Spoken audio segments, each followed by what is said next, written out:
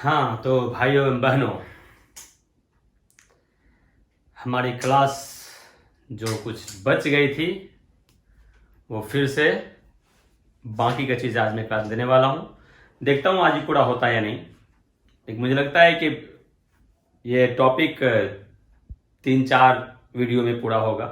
2 हो चुका है, शायद 2 और होगा, क्योंकि मैं जो भी बताऊंगा आपको तो वो पूरा मैं डिटेल से बताना चाहता हूँ।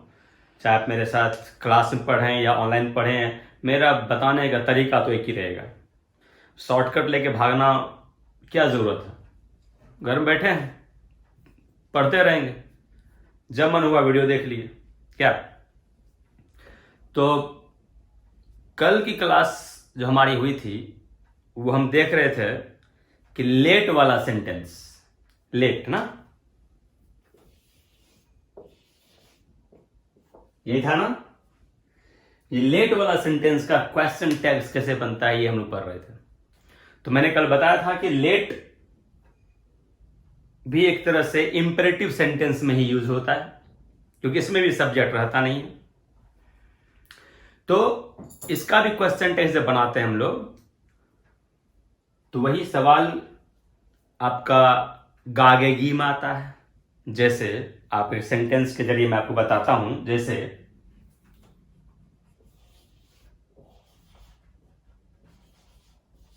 Let me solve this sum. Let me solve this sum. इसकी हिंदी क्या हो गई है? Let me solve this sum. मुझे यह सवाल, यह हिसाब हल करने दो। मुझे यह हिसाब हल करने दो, सॉल्व करने दो। अब क्वेश्चन टैग्स का मतलब क्या है? रोज तो वही पढ़ रहे हैं आप। क्वेश्चन मतलब क्या? आप सवाल करेंगे। आपने किसी से कह दिया कि मुझे इस सवाल को हल करने दो, लेकिन उसने कुछ जवाब नहीं दिया, तो आपके मन में सवाल आएगा ना कि करने देगा कि नहीं करने देगा, यार पता नहीं। तो आप उससे पूछते हैं, करने दोगे? मुझे ये सवाल सॉल्व करने दो, करने दोगे? कौन? तुम करने दोगे? तो यहाँ करने दोगे, ये देखो गे मतलब गागेगी फ्यूचर। तो तुम कौन? तुम करने दोगे। सब्जेक्ट क्या है? तुम, यू के साथ फ्यूचर के हेल्पिंग वर्ब विल। क्या हो जाएगा यहाँ पर आपका क्वेश्चन टेंस?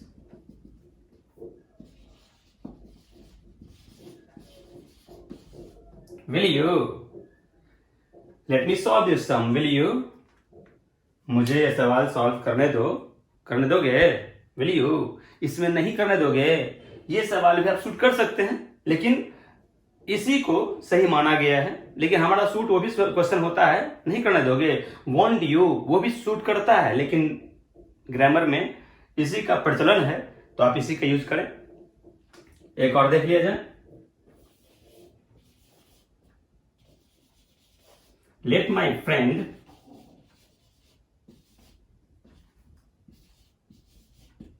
Sit here. अब मान लीजिए इसका क्वेश्चन टेक्स्ट बनाएंगे। अब तो आपसे बन ही जाएगा। Let my friend sit here, मेरे दोस्त को यहां बैठने दो। बैठने दोगे? बैठने दोगे? कौन? तुम। सब्जेक्ट कौन होगा? तुम, यू। अब बैठने दोगे गागेगी, फ्यूचर टेंस का हेल्पिंग वर्ब आएगा। तो हेल्पिंग वर्ब फ्यूचर टेंस क्या होता है? विल और सेल। तो विल या सेल किसके अनुसार आता है? सब्जेक्ट अनुसार। यहां पर सब्जेक्ट क्या है? तुम के साथ विल। तो इंट्रोगेटिव कैसे बनेगा? Will you. क्लियर? तो लेट का प्रॉब्लम आपका सॉल्व हो गया। लेकिन इसमें क्या होता है कि लेट के साथ कभी कभी यहां पर आपने दिया मी या माय फ्रेंड, ये सब दिया आपने। अगर लेट के साथ आपका अस आ जाए, कुछ अलग सा एक रूल है। लेट के साथ, लेट के बाद अगर यहां पर अस आ जाए, यहां पर अस आ जाए, तो उसका रूल अलग होता है, क्योंकि उसका मीनिंग बदल जाता है। उस सेंटेंस का मीनिंग बदल जाता है। यहां तो कह रहा है करने दो, जाने दो, पढ़ने दो या कुछ भी, लेकिन जब अस आता है तो एक सजेशन, एक सुझाव का बोध करना शुरू कर देता है, एक सजेशन दे देता है वो। जैसे आप कहते हैं लेट अस प्ले, हम लोग खेलें। लेट्स प्ले, हम लोग खेलें। वहां पर खेलने दो नहीं हो रहा है, हम लोग खेलें। लेट्स गो, हम लोग चलें। लेट्स सीट हम लोग बैठे, लेट्स डांस हम लोग नाचें। तो ये लेट के बाद अगर अस आता है तो ये इसका हिंदी हो जाता है हम लोग ये करें, जाएं, पढ़ें। लेकिन यहां पर क्या हो रहा है, करने दो। हाँ देख रहे हो, मुझे सवाल सवाल करने दो, या मेरे दोस्त को यहाँ बैठने दो, यहाँ बैठने दो, जाने दो, ये दो का बात हो रहा है। लेकिन वहां पे क्या होगा, ये करें वो करें, मतलब आपस में लग रहा है कि 3-4 लोग हैं और आपस में कोई चीज का एक प्रपोजल रखा जा रहा है, सुझाव रखा जा रहा है, एक सजेशन रखा जा रहा है कि ये करें वो करें, है ना। तो देखिए उसका क्वेश्चन टेक्स्ट कैसे बनता है, क्योंकि उसमें तो सवाल शूट करेगा नहीं, ये करने दोगे, ऐसा तो होगा नहीं। मैं आपको समझाता हूं एग्जाम्पल के तौर पर। मान लीजिए लिखा हुआ है, देखिए लेट के साथ आप अस को ऐसे लिखें या अस और लेट को सटा दें कॉन्ट्रैक्टेड वे में, तो ये आपका लेट्स होता है। आप ऐसे लिखें या ऐसे लिखें, बोथ आर सेम, आप किसी का यूज करते हैं। इसको लेट अस कहते हैं, इसको लेट्स कहते हैं, दोनों एक ही चीज, बस इस लेट अस हटा के ऐसे लिखा गया है। ठीक, तो अस किसका होता है, वी का, मतलब यहां पर हम लोगों की बात हो रही है, हम लोगों की बात हो रही है। एक सेंटेंस रहेगा, मान लीजिए लेट्स डांस, लेट्स डांस, हम लोग नाचें, हम लोग नाचें। इसका मतलब ये नहीं, सॉरी लेट्स एस छूट गया, लेट्स डांस हम लोग नाचें। तो इसमें आप सवाल कैसे करेंगे, नाचें दोगे ऐसा तो कहेंगे नहीं, क्योंकि हम लोग नाचें मतलब हम लोग में मैं भी, हम लोग में मैं भी हूं। तो क्या मैं से सवाल होगा कि नाचें दोगे, ऐसा तो होगा नहीं। इसमें हम लोग नाचें, नाचेंगे, ये नहीं होगा सवाल। इसमें सवाल होगा नाचेंगे हम लोग चलें, चले हम लोग, ये नहीं होगा। तो मतलब कि आपस में कोई भी चीज सुझाव लिया जा रहा है, खुद में मैं हूं आप हैं, मतलब 5-6 लोग हैं, हम लोग हैं, और हम लोग में कोई चीज की बात हुई कि हम लोग ये करें। उसमें जब किसी की कोई अप्रूवल नहीं आया, कोई कुछ नहीं बोला, बाकी लोग, आपने क्या दिया कि हम लोग ये करें, हम मान लीजिए बाकी लोगों ने उस पर कोई विचार नहीं दिया, तो आपके मन में सवाल आएगा और आप सवाल पूछेंगे उससे, क्या कैसे पूछेंगे, करेंगे हम लोग, फील्ड चलें, और कोई कुछ नहीं बोला, आप सवाल कैसे कीजिएगा, चलेंगे, चलेंगे कौन, तुम या हम लोग, हम लोग, तो हम लोग चलेंगे। तब देख लीजिए सब्जेक्ट कौन मिला, यहां पर हम लोग मिला, यहां तुम नहीं, यहां तुम नहीं, हम लोग मिला है। चलेंगे, पढ़ेंगे कौन, हम लोग, तो हम लोगों का अंग्रेजी क्या होता है, वी। अब आप ही बताओ, चलेंगे, पढ़ेंगे, फ्यूचर आ रहा है ना, तो फ्यूचर का हेल्पिंग वर्ब विल और सेल होता है। तो आपका सब्जेक्ट क्या है यहां पर, हम लोग, वी के साथ क्या आता है, सेल, तो यहां पर क्या हो जाएगा, सेल वी।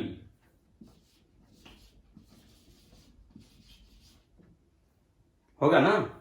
जब लेट्स से स्टार्ट हो सेंटेंस तो उसका क्वेश्चन टेक्स्ट शैल बी होगा, शैल बी होगा। ठीक है, जैसे एक और सेंटेंस मैं आपको दे देता हूं, let us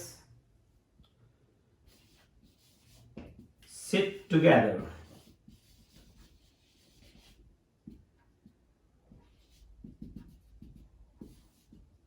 let us sit together, हम लोग साथ साथ बैठे हैं, हम लोग एक साथ बैठे हैं, बैठेंगे, सवाल ये होगा, बैठेंगे कौन, हम लोग, क्या हम लोग बैठेंगे, तो क्या हम लोग बैठेंगे, तो यहां पर ये बैठेंगे फ्यूचर आ रहा है, तो फ्यूचर का इंट्रोगेटिव मतलब पहले हेल्पिंग वर्ब विल या शैल, और विल की शैल डिपेंड करेगा सब्जेक्ट पर। सब्जेक्ट क्या है इसका, कौन, हम लोग, बैठेंगे हम लोग, तो हम लोगों का वी होता है, वी का हेल्पिंग क्या है, शैल बी। ठीक, आप बस ये देख लिया कीजिए ना कि उसमें सवाल कैसा सूट हो रहा है, उसी बात को सवाल में कैसे कह सकते हैं, बस उसके अकॉर्डिंग आप कर दीजिए, उसका इंट्रोड्यूस बना दीजिए उस टेंस का। ठीक, क्लियर यहां तक, चलिए अब आगे देखिए।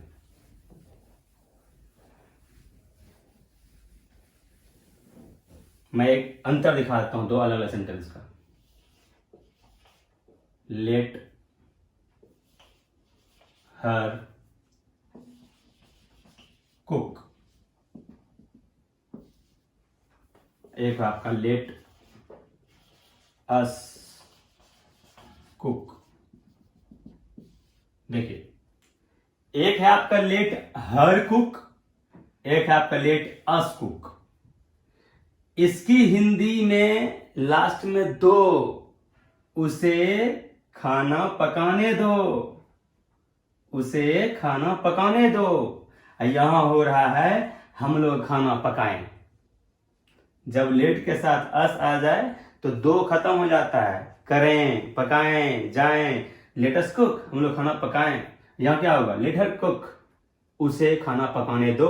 तो यहां पर जो कह रहा है उसे खाना पकाने दो, सवाल कैसे होगा, पकाने दोगे, पकाने दोगे, यह सवाल होगा। पकाने दोगे कौन, तुम, तो विल यू, क्योंकि यू के साथ क्या आता है, विल आता है। यहां देखो हम लोग खाना पकाएं, पकाएंगे कौन, हम लोग, तो हम लोगों के साथ क्या आता है, शेल, और यहां आ जाएगा वी। अंतर पता चल गया। चलिए अब अगला टॉपिक देखते हैं, मतलब अगला इसमें रूल देखते हैं।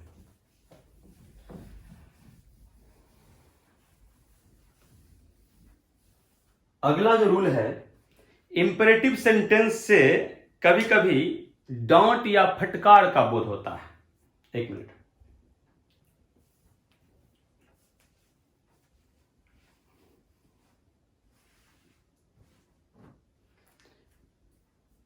इंपेरेटिव सेंटेंस से कभी कभी डांट या फटकार का बोध होता है। जैसे आप कहते हैं, मान लीजिए ना कि आप डाइनिंग टेबल पर बैठे खाना खा रहे हैं, आपके साथ आपके दोस्त भी खा रहा है या आपका छोटा भाई या कोई भी और खा रहा है साथ में, और अगर आपका छोटा भाई बार बार आपके प्लेट में से लेके खा लेता है, आपने एक बार देखा, अच्छा कोई बात नहीं, चलो, फिर दोबारा वही किया, अपना प्लेट का नहीं करना, तो कभी घर में अच्छा खाना बनता है ना, तो लोग सोचता है उसका पहले खा जाए, हम अपना बाद में खाएंगे। हाँ, तो वही हाल था, आपको भी खाना अच्छा लग रहा है और खाना लिमिट में बना है, सबके लिए बराबर बराबर बना है। अब वो छोटा भाई क्या कर दिया, आपके प्लेट से बार बार खा रहा है। एक बार खाया, बर्दाश्त कर लिए, फिर खाया, मन हुआ कहना फिर बर्दाश्त करो, कोई बात नहीं, छोटका भाई है, अब फिर खा लिया। अब आप उसको रिक्वेस्ट करेंगे, गुस्सा से कहेंगे, क्या कहेंगे, अपना प्लेट से खाओ, अपने प्लेट में खाओ, यही नहीं कहोगे। तुमने कह दिया अपने प्लेट में खाओ या अपने प्लेट से लेके खाओ, मेरा नहीं, तुमने कह दिया, तुम समझ आपने नहीं खाएगा। अब फिर अगला क्वार ले लिया उसी में से, फिर अब तुम डांटे नहीं कहोगे, क्या कहोगे, अपना में से नहीं खा सकता है, अपने प्लेट से नहीं खा सकता है। अब देखो वहां पर तुम क्या कर रहे हो, सकता है, वहां पर ऐसे नहीं कहोगे, अपने प्लेट से खाओगे, ऐसे नहीं कहोगे। तुम जब डांटते हो तो सकता है शक्ति हो जाता है, अपन दिमाग यूज नहीं कर सकता है। देखो मान लो कोई भी चीज तुमने कह दिया कि चलो, तुमने बता दिया सॉल्व करने से, कोई भी मैथमेटिकल टर्म है, मैथमेटिकल टर्म है कुछ, तुमने अपने छोटे भाई को, छोटी बहन को बता दिया कि ऐसे से बनता है, अब बनाओ। अब वो बना रहा है और हर एक लाइन में आपसे पूछ रहा है, भैया यहां पर ये कैसे होगा, तुमने बता दिया। फिर अगला लाइन, भैया यहां कैसे होगा, अब तुम्हें गुस्सा आ गया, क्या कहोगे, अपना दिमाग यूज नहीं कर सकता है। अब आप देख सकते हैं कि सवाल जो आप कर रहे हैं हमेशा सकता है में आ रहा है, वहां पर ऐसे गुस्सा से ये नहीं कहोगे अपना दिमाग यूज नहीं करोगे, ऐसे नहीं होता है। वहां कहोगे अपना नहीं कर सकता है, अपना खाना नहीं खा सकता है। एक नहीं होता है, एक पैजामा दो भाई, फेरा फेरी कचहरी जाए। मान लीजिए आपको भी काम है, एक एक पैजामा दो भाई, आपको भी काम है, कहीं जाना है, और तब तक मैं आपका छोटका भाई पिन के निकल गया, तेरे आप तो गड़बड़ा है हम तो। अब फिर क्या करोगे, उस दिन वेट कर लिए, बर्दाश्त कर लेते रहो, एक के पैजामा है, गरीबी है। फिर अगला दिन आप कहीं जाने तैयार हो ही रहे थे कि आपका छोटका भाई फिर लेकर निकल गया पैजामा। मान लीजिए कि आपको जब ये गुस्सा आया कि ये बार बार मेरा काम डिस्टर्ब हो जाता है, तो आपने किसी तरह से पैसे इकट्ठा करके उसके लिए एक और पैजामा खरीद के दे दिया, ले बेटा तू इस पहन, आज से मेरा मत पहनियो। अब क्या हुआ, अगला दिन तो आप बेफिक्र हैं कि आज तो मेरा काम हो ही जाएगा, आज तो अपना पहनेगा। छोटका भाई बड़ा तेज लगे, हम नया आने गंदा हो जाएगा, फिर से आप तो खुद से तैयार हो रहे निकलेंगे, फिर आप निकलने वाले थे कि आप ही का पहन के फिर निकल गया, तब आप क्या कहिएगा उसको, अपना पैजामा नहीं पहन सकता है। अब देखिए सकता है सकता है, सवाल में आया। अब सकता है अंग्रेजी क्या होता है? कैन। तो अगला रूल ये है कि यदि इंपरेटिव सेंटेंस से डॉट या फटकार का बोध होता है तो उसमें क्वेश्चन टैग्स कैन से बनता है। कैन से मतलब नहीं कर सकता है, नहीं जा सकता है, नहीं पहन सकता है, तो नहीं का यूज करते हुए तो कैन में जब नॉट लगेगा तो क्या होगा? काउंट हो जाएगा ना। देखिए तो जैसे मैं कहूंगा यूज योर ऑन माइंड, अपने दिमाग का इस्तेमाल करो, अपने दिमाग का इस्तेमाल करो। ये प्यार से कहते हैं क्या? गुस्सा से कहते हैं। ये सब बातें कब कहते हैं? गुस्सा से कहते हैं, जब आपको इरिटेट कर देता है। अरे अपने दिमाग का इस्तेमाल करो। तुमने कह दिया, वो नहीं माना, फिर आप ऐसे पूछ रहा है, तब आप क्या कहिएगा? अपना दिमाग नहीं लगा सकता है? कौन? तुम। नहीं कर सकता है, सकना होगा कैन, इसमें नॉट लग जाएगा। नहीं कर सकते हो, नहीं आ रहा है उसमें, नहीं कर सकते हो। कौन? तो तुम, यू। मतलब जब डांट या फटकार का बोध हो तो वहां पर क्वेश्चन टेक्स्ट कांट यू होता है। एक और सेंटेंस देखते हैं। यूज योर ऑन पेन,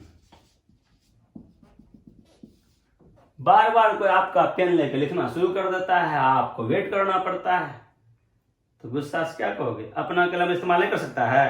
कौन? तुम। नहीं कर सकते हो, नहीं कर सकते हो, नहीं लग गया है सकते हो में, तो काउंट हो गया। कौन? तो तुम, यू हो गया, तो हो गया काउंट यू। कोई दिक्कत? तो ये आपका जब इंपरेटिव सेंटेंस से डांट या फटकार का बोध होता है तो हम लोग उसमें क्वेश्चन टेक्स्ट कांट यू लगाते हैं। इसको उतार लीजिए।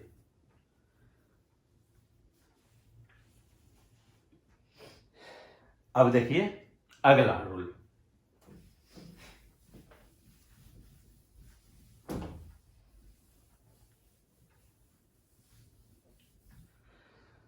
अगला रूल ये है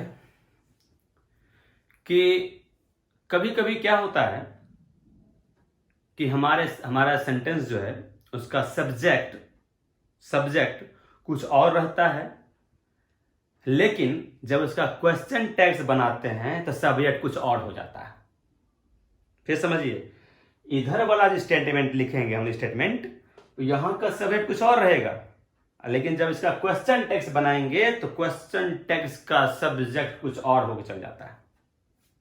तो ये बात ध्यान रखना होता है कि यहां जो सब्जेक्ट है, यहां सब्जेक्ट है, इसी सब्जेक्ट के अकॉर्डिंग यहां पर आपका वर्ब आता है, चाहे वो हेल्पिंग वर्ब हो या मेन वर्ब हो, इसके अकॉर्डिंग आएगा। लेकिन जब क्वेश्चन टैग्स में मैंने क्या कहा कि यहां का सब्जेक्ट कुछ और रहता है, यहां जाते जाते कुछ और हो जाता है सब्जेक्ट, यहां कुछ और है, यहां कुछ और हो जाता है, बदल जाता है। तो आपने क्या देखा, यहां जो सब्जेक्ट है इसके अकॉर्डिंग हेल्पिंग वर्ब आएगा, और जब यहां जो सब्जेक्ट बदल के आएगा अब इसके अकॉर्डिंग हेल्पिंग वर्ब आएगा, क्योंकि इंट्रोगेटिव का मतलब क्या हुआ? हेल्पिंग वर्ब तब सब्जेक्ट। ये हेल्पिंग वर्ब किसके अनुसार आता है? कि उसके बाद सब्जेक्ट आने वाला है उसी के अनुसार ना। तो यहां सब्जेक्ट बदल के आएगा उसी के अकॉर्डिंग यहां पर हेल्पिंग वर्ब आएगा। अब ये मत करना कि जो वर्ब हेल्पिंग वर्ब यहां है वही यहां जाएगा। अभी तक वो कर रहे थे हम लोग, क्योंकि सेम सब्जेक्ट जा रहा था, लेकिन यहां पर कुछ और सब्जेक्ट होगा, यहां पर कुछ और सब्जेक्ट होगा, तो मतलब दोनों के साथ अलग अलग हेल्पिंग वर्ब तो आएगा। तो इसके साथ जो आने वाला हेल्पिंग वर्ब होगा वही आएगा, एज के साथ वो आएगा। ठीक है, देखते हैं सर कौन सा सेंटेंस है।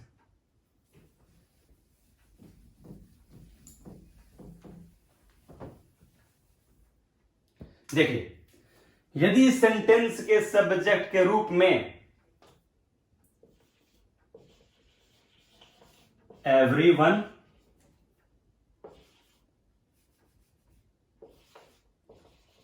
एनीवन, someone,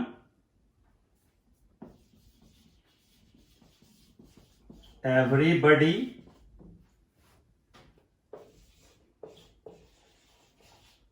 somebody,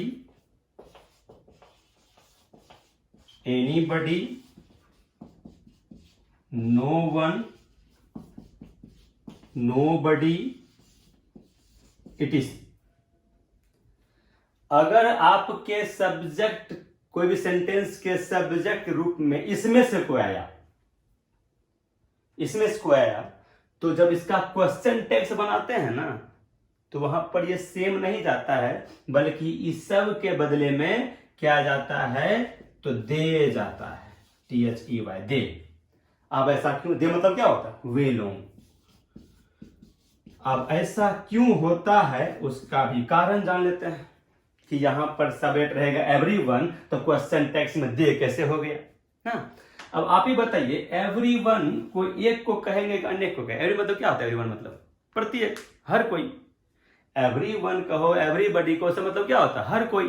तो हर कोई एक को कहेंगे, क्या कहेंगे, ये हर कोई कलम उजला है, ऐसा होगा? हर कोई, क्लास में 10-12 बच्चे बैठे हुए हैं, तब हाँ हर कोई बैठा हुआ है, हर कोई पढ़ रहा है। अब अकेला कोई बैठा हुआ है तो क्या वो कहेंगे हर कोई पढ़ रहा है?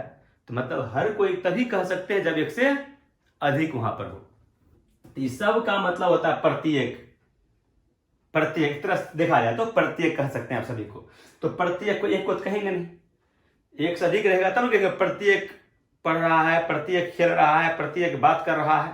अब अकेला को बैठा है तो नहीं कहेंगे ना प्रत्येक खेल रहा है।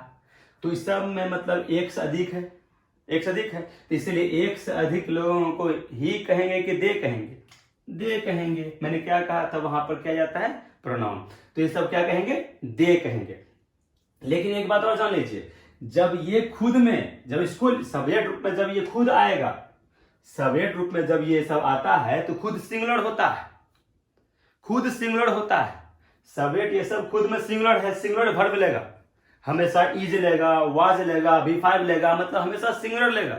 लेकिन जब इसके बदले में जाता है दे, तो दे तो आपका प्लूरल है, दे तो आपका प्लूरल है, तो प्लूरल अकॉर्डिंग अपना प्लूरल वर्ब लेगा, प्लूरल वर्ब लेगा। ये खुद है सिंगुलर, सब है सिंगुलर, सिंगुलर वर्ब लेगा। लेकिन जब इसके बदले में जाता है दे, तो होता है प्लूरल, प्लूरल वर्ब लेगा। एग्जांपल देख लेते हैं, देखिए।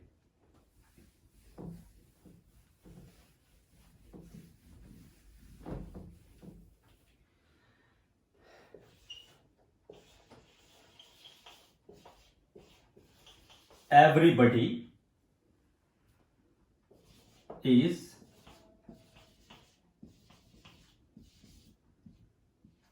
dancing। देखिए, एवरीबडी इज डांसिंग, सब्जेक्ट में कौन है, एवरीबडी। मैंने क्या कहा था, सिंगुलर होता है तब सिंगुलर हेल्पिंग वर्ब लिया है, इज। सिंगुलर है, सिंगुलर लिया, क्योंकि ये जो आता है अपने सब्जेक्ट के अकॉर्डिंग आता है, इसका सब्जेक्ट ये है, ये सिंगुलर है तो सिंगुलर आया।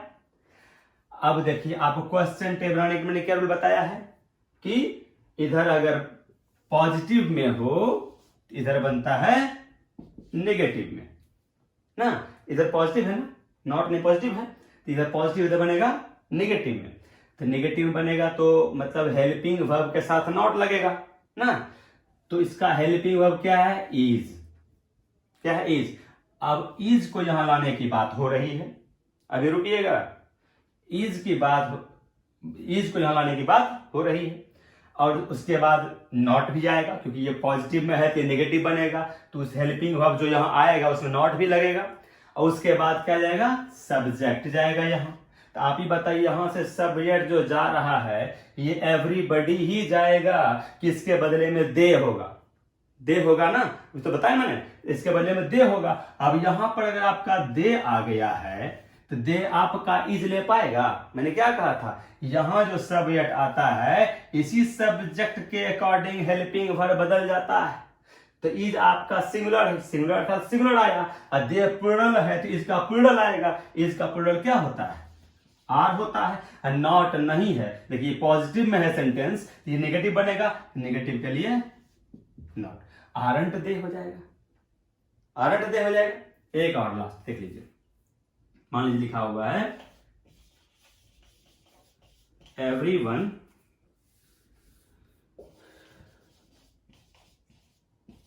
Knows me, everyone knows me, हर कोई मुझे जानता है, एवरीवन नोज मी। देखिए सिंगुलर है, V5 आया है, V5 सिंगुलर होता है, V5 सिंगुलर होता है, क्योंकि सब्जेक्ट सिंगुलर था तो वर्ब सिंगुलर आया। अब इसका क्वेश्चन टेस्ट बनाएंगे तो आप जानते हैं इसके लिए सब्जेक्ट क्या जाएगा यहाँ पर, दे। तो दे के अनुसार ही ना हेल्पिंग वर्ब आएगा। तो हेल्पिंग वर्ब क्या है, दिख रहा है क्या? हेल्पिंग वर्ब तो कहीं दिख ही नहीं रहा है, तो मैंने आपको रूल बताया है। अगर हेल्पिंग वर्ब नहीं दिखे तो उसके मेन वर्ब को देखो। V1 होगा तो डू होगा, V2 होगा तो डिड होगा, और V5 होगा तो डज होगा। तो मतलब यहाँ पर डज आने की चांस हो रहा है ना, डज चांस हो रहा है ना, क्योंकि V5 है तो डज। लेकिन डज V5 का डज, V5 होता है सिंगुलर। लेकिन यहां जो हम दे रहे हैं दे, यहां जो दे रहे हैं दे आपका सिंगुलर की प्लूरल है ना, तो प्लूरल हेल्पिंग वर्ब ना आएगा यहां। जैसे यहां पर प्लूरल था तो इस सिंगुलर को प्लूरल ना करना पड़ा, वैसे यहां पर ये प्लूरल है तो प्लूरल ना होगा। ये नोज आपका, ये V5 आपका सिंगुलर होता है तो V5 का डज भी सिंगुलर होगा, तो इसका प्लूरल क्या होता है, तो डू होता है, प्लूरल डू होता है। तो नॉट नहीं है, अफर्मेटिव है, पॉजिटिव है, ये कैसा बनेगा, नेगेटिव, तो लगा देंगे नॉट। तो डोंट दे, दिक्कत है, समझ आ गया? तो ये रहा आपका, अगर किसी सेंटेंस का सब्जेक्ट एवरीबॉडी समबडी वगैरह रहे तो उसका क्वेश्चन टेक्स्ट का सब्जेक्ट दे होता है, उसी दे के अकॉर्डिंग आपका हेल्पिंग वर्ब आता है। कोई दिक्कत भाई? तो आज की क्लास इतना ही, फिर बाकी का चीज अगली क्लास में देख लेंगे। मैं आपको बारीकी समझा रहा हूं, भले मैं एक ही टॉपिक बताऊं या 2 ही रूल बताऊं, लेकिन मैं चाहता हूं कि आप बारीकी से उसको समझ लें, धीरे धीरे सारा समझ लेंगे। ओके गाइस, तो आगे की चीज नेक्स्ट वीडियो में। और आप लोगों को मैं फिर बता दूं, अपने दोस्तों को शेयर कीजिए, उन लोगों को पता भी तो चले कि हाँ भाई इंग्लिश क्लास हो रही है हमारे SOURCE 1 में। ठीक, उन लोगों को पता ही नहीं चलता है हो रही कि नहीं हो रही है। बहुत मुझे कॉल पे कॉल आते रहता है कि सर कब दे रहे हैं यार, कितना बताऊं, मैं दे रहा हूं यार। तो आप लोग प्लीज अपने दोस्तों को शेयर कर दें। ठीक, तो see you tomorrow. Okay guys, bye.